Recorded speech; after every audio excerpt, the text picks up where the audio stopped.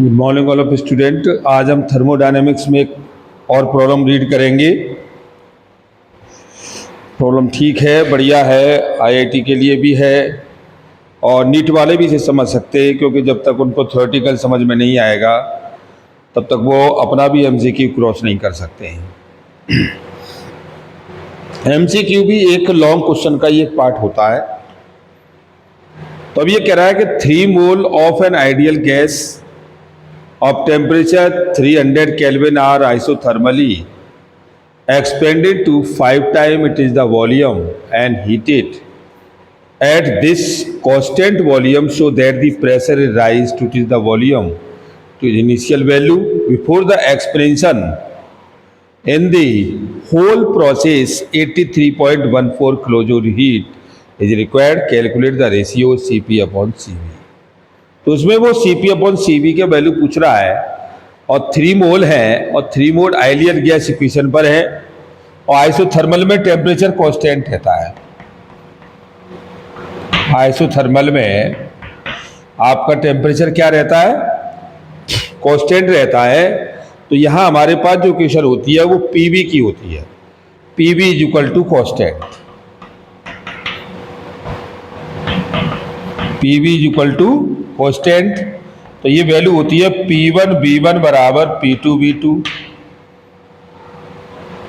तो आप कह सकते हो ये P1 upon P2 is equal to V2 upon V1, और इसी तरह से आगे बढ़ा सकते हो तो P2 V2 is equal to होता है P3 V3 के साथ। तो हम यहाँ कह सकते हैं P2 upon P3 is equal to और ये V3 अपॉन V2। तो ये प्रेशर और वॉल्यूम के साथ रिलेशन है और ये कह रहा है कि constant of the isothermal case में, तो दोनों के साथ अगर रिलेशन निकालना है तो ये कह रहा है कि V2 जो है हमारा V2 जो है 5 टाइम V1 के है। तो आप यहाँ लगा सकते हो P1 upon P2 is equal to और ये 5 V1 अपॉन V1 ये से कैंसिल हो गया, तो P1 अपॉन P2 की वैल्यू आपकी 5 आ गई। अच्छा, फिर वो कहता है कि टेम्परेचर T कांस्टेंट है तो प्रेशर और वॉल्यूम के साथ, अब वो कह रहा है वॉल्यूम कांस्टेंट हो जाए। अब वॉल्यूम कांस्टेंट हो जाएगा तो रिलेशन आपका हो जाएगा ये PV is equal to nRT।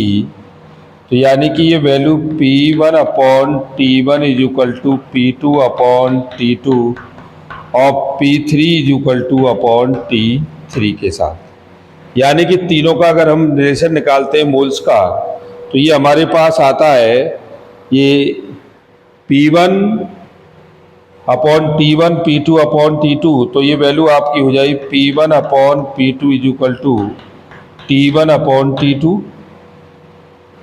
P1 upon P2 is equal to T1 upon T2 के साथ। अब वो कह रहा है कि तीनों में दो कंडीशन हमारी बराबर है, P1 is equal to P3, P1 is equal to P3 के। अब P1 is equal to P3 है तो इनके बीच में रिलेशन हो जाएगा P1 अपॉन और ये P3 is equal to T1 upon T3। अब ये तीनों बराबर हो गए तो यहाँ T1 बराबर T3 के आ गया, T1 बराबर T3 के आ गया। तो जब ऐसे केस होते हैं तो हम ये देखते हैं कि अगर इसको कंपेरिजन करते हैं तो ये हमारे पास कितना है, P1 अपॉन P2 की वैल्यू ये 5 टाइम्स हो जाएगी। तो ये आपका कितना T1 is equal to 5 T3 के साथ। भाई T1 इज इक्वल टू 5 और ये आपका आ गया T1 के साथ। तो ये वैल्यू आपकी हो गई कितनी, इनके बीच में अगर रिलेशन निकालते हैं P1 अपॉन P2 की वैल्यू 5 है तो आगे लेंगे आप। तो ये so that the pressure is rise so the volume is the initial value before the expansion in the whole process 83.14 kilo joule heat. तो यहाँ हमने इतना निकालने के बाद आगे इसके निकालेंगे तो हमारे पास जो फॉर्मूला है वो T3 इज इक्वल टू आपका हो जाएगा 5 T1 के साथ। तो T3 is equal to 5 into 300 kelvin, तो ये आपका 500 केल्विन आ गया। तो ये वैल्यू होती है D Q is equal to D you plus D W, और आप इसको यूज करेंगे तो ये D you plus indicate P into D V, और कितना V1 से V2 पर, और P V is equal to होता है आपका एन आर टी, तो P is equal to N are T upon we के साथ। तो ये D Q is equal to आपका हो गया डी यू प्लस, और ये V1 से V2 एन आर टी और डी वी अपॉन वी के साथ। तो ये वैल्यू आ गई डी यू प्लस और एन आर टी बाहर आ गया V1 upon V2 d v upon d v के साथ। तो d Q is equal to आपकी value i d you plus N R T log v, और ये कितना V1 से V2 पर, तो ये आपकी वैल्यू आ गई D Q equal to D you plus N R T log, और ये V2 अपॉन V1 के साथ, लॉग V2 अपॉन V1 के साथ आ गया। और यहाँ हम इसको यूज करेंगे तो ये हमारे पास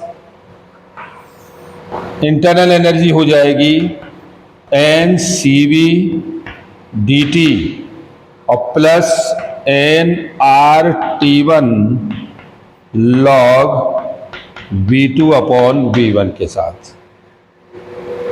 N c v d t n are t one log V2 upon V1 के साथ, और हम इसे यूज करेंगे तो ये वैल्यू आपकी हो जाएगी d Q is equal to,